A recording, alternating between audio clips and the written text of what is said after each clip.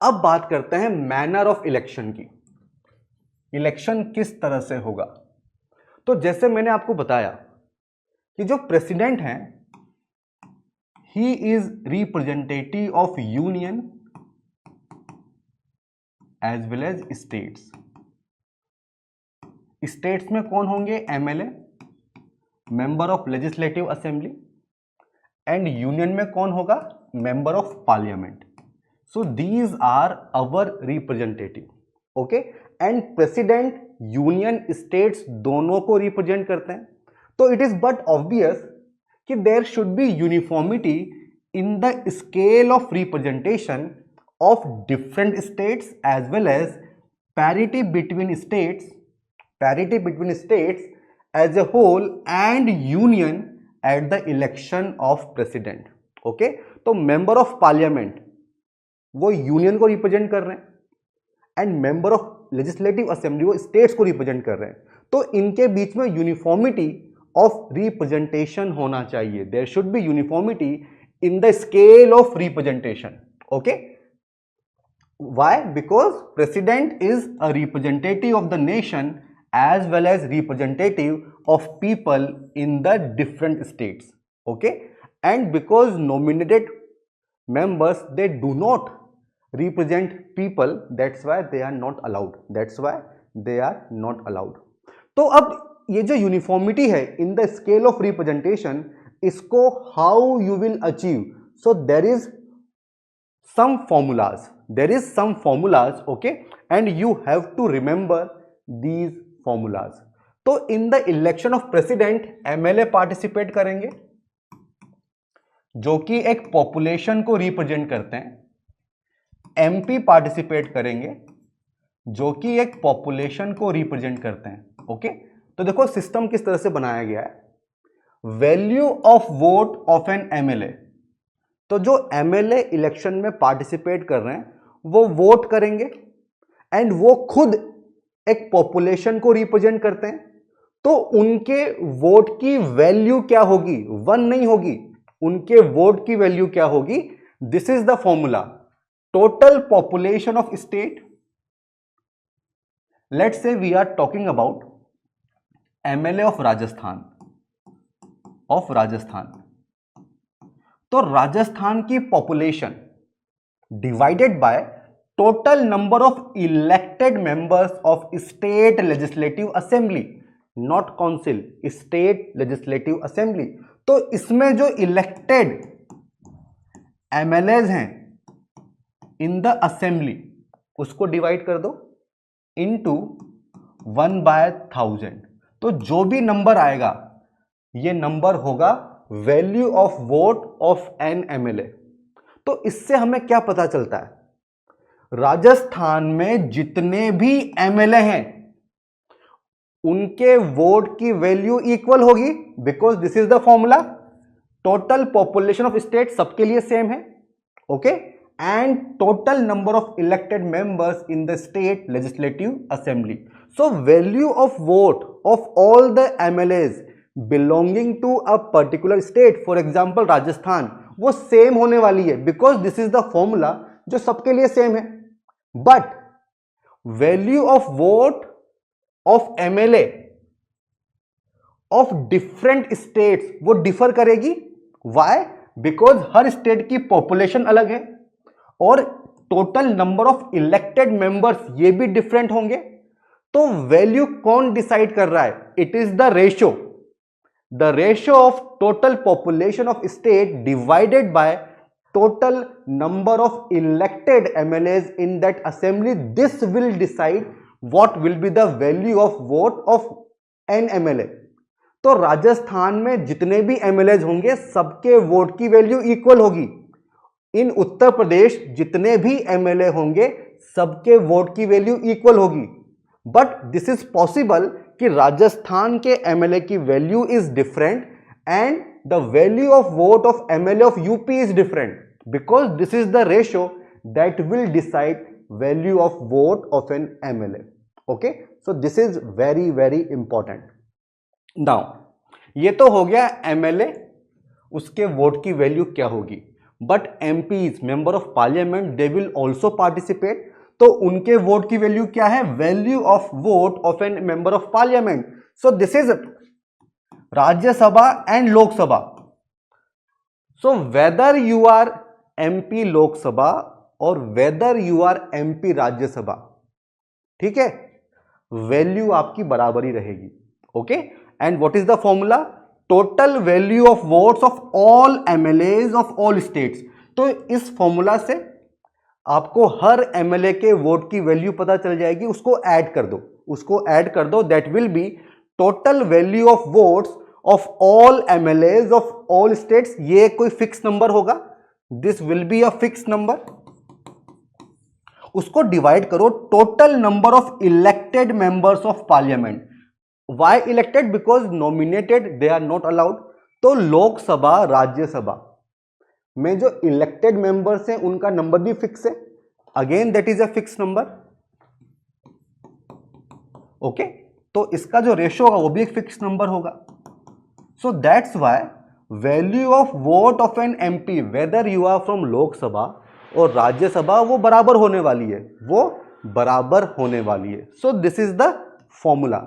I hope this is clear, I hope this is clear. Okay, अब election किस तरह से होंगे? By proportional representation by means of single transferable vote. So this is the method of election, this is the method of election। ये क्या है? proportional representation by means of single transferable vote। देखो दो तरह से इलेक्शन होता है, एक होता है first past the post method. ये कहां पे देखने को मिलता है? लोकसभा में, स्टेट लेजिस्लेटिव असेंबली में। तो यहां पे डायरेक्ट इलेक्शंस होते हैं, ओके, लोकसभा विधानसभा। तो फॉर एग्जांपल कोई एक कॉन्स्टिट्यूएंसी है जहां पे 1000 वोटर्स हैं, okay, and let's say there are 4 candidates. So these candidates they are contesting the election, ये इलेक्शन फाइट कर रहे हैं। ओके, 1000 वोटर्स हैं, लेट से इसको मिला 350 वोट्स, इसको मिला 300 वोट्स, इसको मिला 250 वोट्स। कितना हो गया?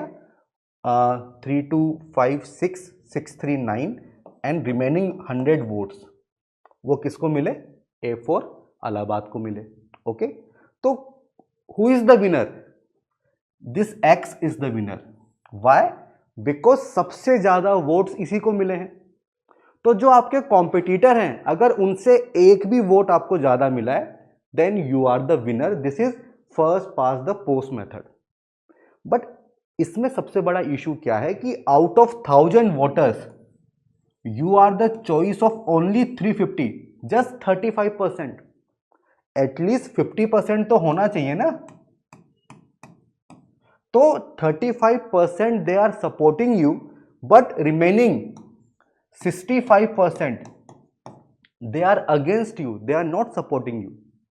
Okay, so this is the issue. तो यहां पे जो विनर है वो पूरे सेक्शन को रिप्रेजेंट नहीं करता है। But why we use this system? Because this is very easy. Because आप जानते हैं इन इंडिया जो हमारी पॉपुलेशन है, काफी ऐसे लोग हैं जो इलिटरेट हैं, समझ नहीं पाएंगे। ओके, तो इस सिस्टम को ऑपरेट करना काफी आसान है, कैलकुलेशन काफी आसान है, इसलिए this system is used. But जो प्रेसिडेंट है उसकी कहानी अलग है, उसकी कहानी अलग है। बिकॉज जो प्रेसिडेंट है वो न्यूट्रल होना चाहिए। वाई? बिकॉज आप जानते हैं bill will become an act only when it is approved by the president, और उस बिल को हर कोई सपोर्ट करना चाहिए, बिकॉज सबके लिए एप्लीकेबल होगा। तो जितनी भी पार्टीज हैं सब उस बिल को मानेंगी, उस एक्ट को मानेंगी। ओके, तो it is very much required कि जो प्रेसिडेंट हैं वो किसी सिंगल पार्टी के सपोर्ट से विनर न हो। बिकॉज प्रेसिडेंट जो हैं he is representative of union as well as states.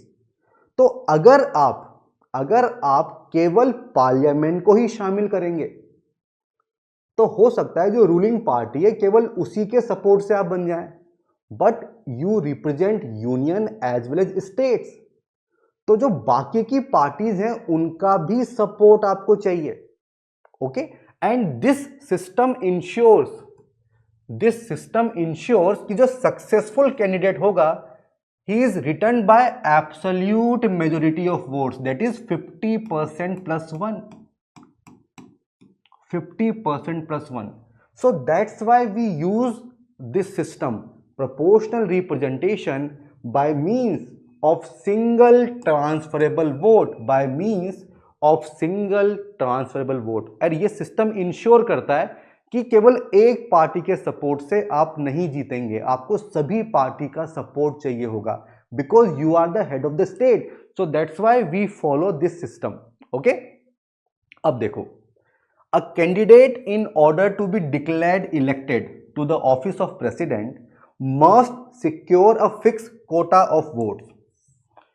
तो नंबर फिक्स होता है कि एटलीस्ट इतने वोट आपके पास होने चाहिए। Okay, so what is the formula? The formula is total number of valid votes polled divided by number of post available plus one. Okay, यहां पे एक ही पोस्ट अवेलेबल है प्रेसिडेंट, सो दिस इज 1। तो formula क्या हो जाएगा? Total number of valid votes polled divided by 2 plus 1। So this is 1/2 total number of valid votes polled, okay, plus 1. 1/2 means 50%. So 50% of total number of valid votes polled plus 1. This is 50% plus 1. That is absolute majority. So this is the quota. तो वही candidate president बनेगा जो इस कोटा को secure कर लेगा, जो इसको अचीव कर लेगा। That is 50% plus 1। Okay, that is 50% plus 1। अब इस चीज को समझो कि ये सिस्टम कैसे वर्क करता है। तो देखो, यहां पे जितने भी वोटर्स हैं उनको एक सीक्रेट बैलेट दिया जाता है। सीक्रेट बैलेट मींस उसको आप किसी को शो नहीं करोगे, है ना? That is secret ballot, that is secret ballot. तो देखो यहां पे क्या होगा, let's say A, B, C and D. So these are the 4 candidates जो कि इलेक्शन फाइट कर रहे हैं और इनमें से कोई भी प्रेसिडेंट बन सकता है। ओके, कौन कौन पार्टिसिपेट करेगा in election? Elected members Lok Sabha Rajya Sabha, elected members state assemblies, elected members Delhi and Puducherry. तो दे आर द वोटर्स।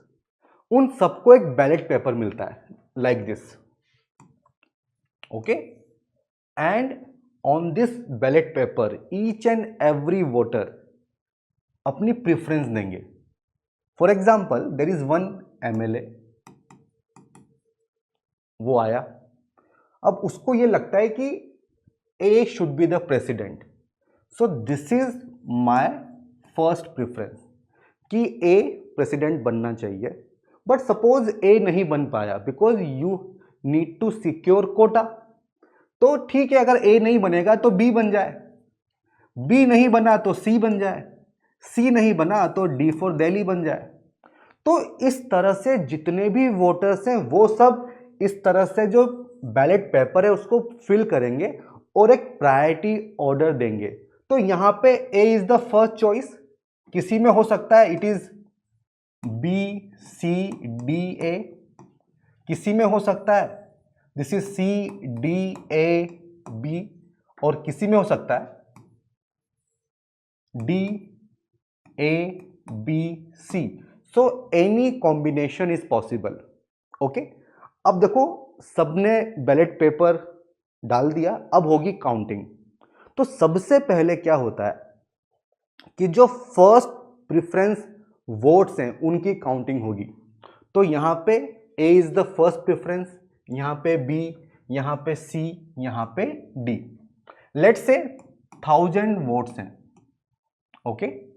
तो 1000 बैलेट पेपर्स होंगे और सब में कोई ना कोई प्रेफरेंस ऑर्डर होगा। तो सबसे पहले हम लोग क्या करेंगे, जो फर्स्ट प्रेफरेंस है उसको काउंट करेंगे। अब लेट्स से कि जो ए कैंडिडेट है in 450 ballot papers, A is the first preference, okay. For B let's say this is 250, कितना हो गया ये, 4 to 6 700। This is let's say 150, this is 700, this is 850 and remaining 150। तो क्या करो, इसको कर दो 160 एंड दिस इज 140। मान लो दिस इज द रिजल्ट। तो जो हमने फर्स्ट प्रेफरेंस काउंट की, तो ए के फेवर में कितने 450, बी के फेवर में कितने 250, 160 in favour of C and 140 in favour of D. Alright, but what is the quota in this case, 1000 divided by 2 plus 1। तो you need to secure 501 votes. तो इन दिस केस कोई भी candidate ऐसा नहीं है जिसको 501 या उससे ज्यादा फर्स्ट प्रेफरेंस वोट्स मिले हैं, ओके। बहुत सी बार ऐसा होता है कि इन फर्स्ट राउंड आपको विनर मिल जाता है, ओके, बहुत सी बार होता है। तो प्रोसेस यहीं पे एंड हो जाएगा अगर इन फर्स्ट प्रेफरेंस वोट की काउंटिंग में आपने कोटा अचीव कर लिया, ओके। तो यहां तो किसी ने अचीव नहीं किया, तो अब क्या होगा, process of transferring of votes अब ये स्टार्ट होगा। अब आप वोट्स को करोगे ट्रांसफर। वो कैसे ट्रांसफर होंगे, तो जिस भी कैंडिडेट को फर्स्ट प्रेफरेंस वोट सबसे कम मिले हैं, ओके, उसके बैलेट पेपर कैंसिल हो जाएंगे। In this case this is D for Delhi. तो वो सारे ballot paper in which D is the first choice, now they are cancelled, okay. अब यहां पे 140 बैलेट पेपर्स आर देयर जहां पे D is the first choice. अब क्या होगा, now in these 140 ballot paper you will count the second preference, because जिसने D को first preference दिया है उसने second preference किसी और को दिया होगा, let's say A, B, C, किसी को तो दिया होगा।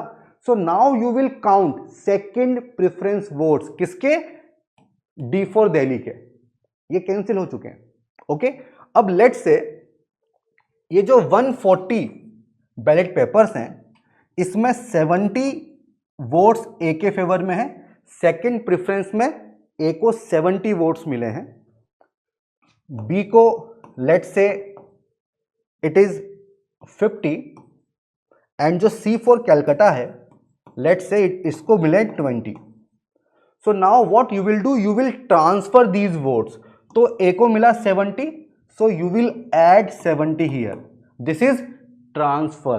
सो what you are doing, you are doing transfer of votes. इसको कितने हो जाएंगे, this is B for Bombay plus 50 and यहां पे दिस इज प्लस 20। तो इसको कितने हो गए 520, this is 300 and this is 180, this is 180। तो who is the winner, A for Allahabad, this candidate is the winner because quota कितना है 501 और आपको कितने वोट्स मिल गए 520। तो ये प्रोसेस तब तक चलता रहेगा जब तक विनर आपको नहीं मिल जाता। एंड दिस सिस्टम इंश्योर्स कि जो कैंडिडेट है वो एब्सोल्यूट मेजोरिटी से जीत रहा है, okay. So that's why proportional representation by means of single transferable vote. So this is the whole process और ये समझ में आ गया होगा, ठीक है। आगे बढ़ते हैं। देखो वो जो फॉर्मूला था उसमें पॉपुलेशन लिखा हुआ है, total population of the state, तो कौन सी population you will count? So this is 1971 census population, okay. This is 84th amendment act जिसने ये कहा कि population means 1971 census, okay. And ये कब तक कंटिन्यू रहेगा? First census taken after 2026, okay. So 2026 के बाद जो भी फर्स्ट सेंसस होगा, ठीक है, तब तक आप 1971 सेंसस को ही फॉलो करेंगे इन प्रेसिडेंशियल इलेक्शन, ओके। तो सबको एक बैलेट पेपर मिलता है, आपको प्रेफरेंस डालनी होती है और इस तरह से इलेक्शन होता है। अब इलेक्शन में डाउट्स हो सकते हैं, डिस्प्यूट हो सकते हैं, तो who will decide? Okay, so friends, in this case this is supreme court and the decision of supreme court is final. So very important. This is similar for vice president also. Okay. So if there are certain doubts, disputes in the election of president, vice president, it is the Supreme Court whose decision is final. Whose decision is final. Okay. अब यहां पे और चीज मैं आपको बताता हूं. Suppose कोई सिटिंग एमपी है, मेंबर ऑफ पार्लियामेंट, और दिस इज डिस्क्वालिफाइड, तो हु विल डिसाइड? हाँ, हु विल डिसाइड? तो president as per advice of election commission of India. This is for sitting member of parliament. तो president के पास power है, but as per advice given by election commission. अगर sitting MLA है, this is governor plus election commission of India, तो इसकी advice binding होगी, है ना. मान लो एमपी एमएलए हैं और इनके इलेक्शन में कोई डाउट है, डिस्प्यूट है, then who will decide? This is high court. So concern high court will decide. And in this case you can also appeal in Supreme Court. You can also appeal in Supreme Court. Okay. एक और चीज होती है anti defection law. Anti defection law. So if you are disqualified under anti defection law, who will decide? This is the presiding officer. Presiding officer. For example, Speaker of the House. Okay, तो ये different concepts हैं जिन पे questions पूछे जाते हैं. Okay, so for president, for vice president, it is the supreme court जिसका decision final है. Disqualification of sitting MP, it is president, advice of election commission. Disqualification of sitting MLA, it is governor plus election commission. Election disputes in case of MP MLA, it is the concerned high court and यहाँ पे you can appeal. And in case of anti defection law, it is the presiding officer that will decide. Okay, so this is important. आगे बढ़ते हैं. अब देखो, the election of a person as president cannot be challenged on the ground that electoral college was incomplete. मान लो कोई vote डालने आया ही नहीं, या कोई असेंबली है जो डिसॉल्व हो गई है ना, तो उस बेसिस पे you can not challenge. Okay, you can not challenge because there shall be president of India. हमेशा होना चाहिए, तो इलेक्शन आपको करवाना ही करवाना है. Okay, and if the election of a person as president is declared void by supreme court, है ना, मान लो कि प्रेसिडेंट ही डिस्क्वालीफाई हो गए, कैसे हो सकता है हम लोग देखेंगे. Acts done by him before the date of such declaration of supreme court are not invalidated and continue to remain in force. Suppose 1 जनवरी 2021 इलेक्शन हो गए, नाउ प्रेसिडेंट हमको मिल गए, and let's say after 3 months ये जो president हैं ये हो गए डिस्क्वालिफाइड, बिकॉज सुप्रीम कोर्ट ने क्या कहा कि जो इलेक्शन है वो वॉइड हो गया। तो इस पीरियड में इन 3 मंथ्स प्रेसिडेंट पे कुछ तो काम करेंगे, तो वो जो एक्ट्स हैं वो इनवैलिड नहीं माने जाएंगे, वो वैलिड होंगे। व्हाई? देखो, president is just nominal executive. Real power किसके पास है? It is the prime minister, council of minister, real power से इनके पास। तो प्रेसिडेंट खुद से कुछ नहीं करते हैं। आर्टिकल 74 क्या कहता है? Council of minister headed by prime minister to aid and advise the president. तो प्रेसिडेंट खुद से कुछ नहीं करते हैं, ये बॉडी जो कहेगी आपको वो मानना पड़ेगा। ओके, सो दैट्स वाई जो एक्शन है वो इनवैलिड नहीं होंगे, वो इनवैलिड नहीं होंगे। I hope this is clear. अब देखो, ये एक डेटा है जो आपको मिलेगा इलेक्शन कमीशन ऑफ इंडिया की वेबसाइट पे। This is important. सो जो अभी इलेक्शन हुए थे 2022, दिस इज द डेटा। तो यहां पे आपको डिफरेंट स्टेट्स यूटी मिलेंगी, दिल्ली, पुडुचेरी, यही तो पार्टिसिपेट करते हैं। यहां पे नंबर ऑफ सीट्स कितनी है इलेक्टेड, ये डेटा दिया हुआ है। पॉपुलेशन एज पर 1971 सेंसस, ये आपको दिया हुआ है। Value of vote of each MLA, ये आपको दी हुई है। कैसे मिलेगी? आप डिवाइड कर दीजिए, ठीक है। And total value of votes for the state, उसको काउंट कर लिया। तो जो 2 फॉर्मूला है उसमें फर्स्ट फॉर्मूला यहां पे यूज होगा इंटू 1/1000।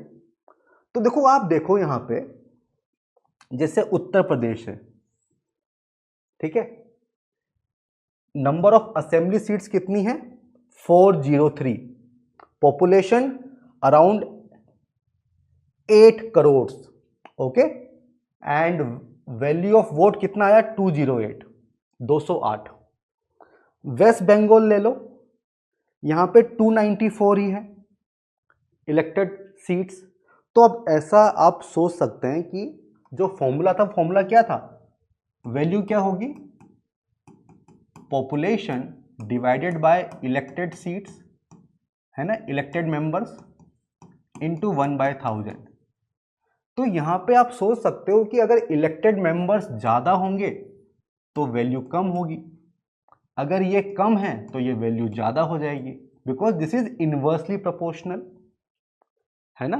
बट आप यहां पे देखो, उत्तर प्रदेश में it is 403 and value of vote is 208।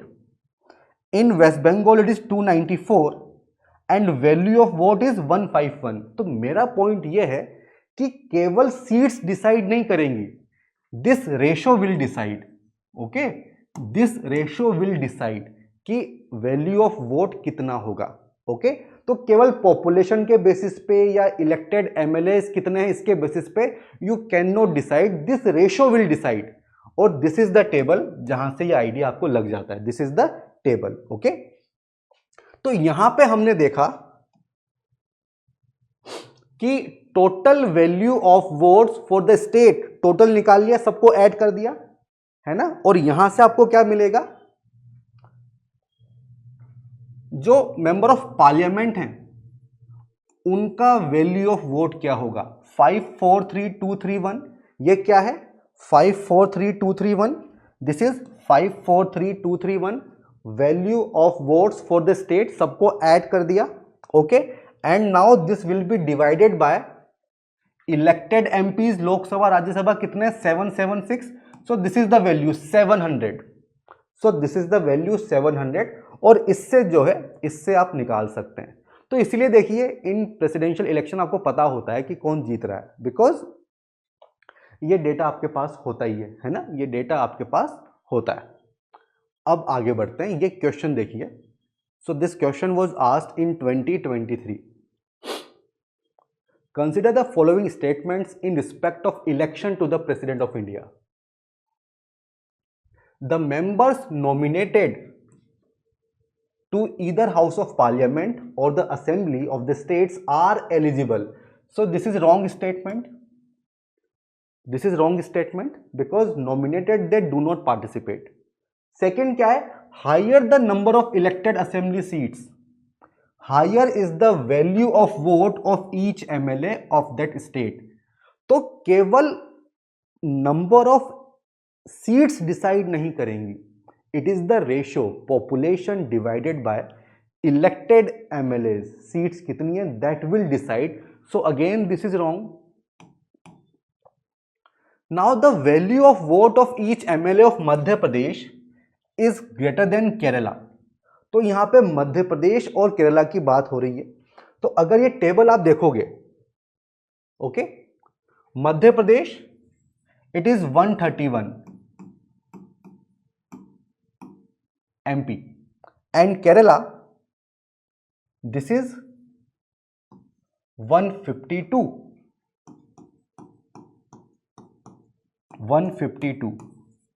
तो केरला में जो वैल्यू ऑफ वोट है वो ज्यादा है, ओके, वो ज्यादा है केरला में. तो this is again wrong. Now the value of vote of each MLA of Puducherry is higher than Arunachal Pradesh.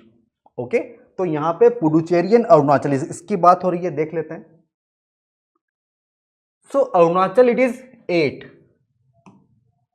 Okay, and Puducherry this is 16. So Puducherry के जो MLAs हैं उनकी वैल्यू ऑफ वोट ज्यादा होगी, है ना. और वही कहा भी है, Puducherry is higher than that of Arunachal Pradesh because ratio of total population to number of elective seats in Puducherry is greater as compared to Arunachal. So this is correct one. So only one is correct. A for Allahabad will be the right answer. A for Allahabad will be the right answer. आगे बढ़ते हैं. If the election of president is declared void by Supreme Court, all acts done by him in the performance of duties before the date of decision become invalid. अभी just मैंने आपको बताया वो valid होते हैं. Elections for the post of president can be postponed on the ground that some legislative assemblies have been dissolved and elections are yet to take place. This is again wrong because delay नहीं करोगे आप. And when a bill is presented to the president, the constitution prescribes time limit within which he or she has to declare her assent. This is again wrong. कोई time limit हमारे यहाँ पे नहीं दी हुई है, ओके, कोई भी time limit हमारे यहाँ पे नहीं दी हुई है. तो करेक्ट आंसर क्या होगा? None. D for Delhi will be the right answer. D for Delhi will be the right answer.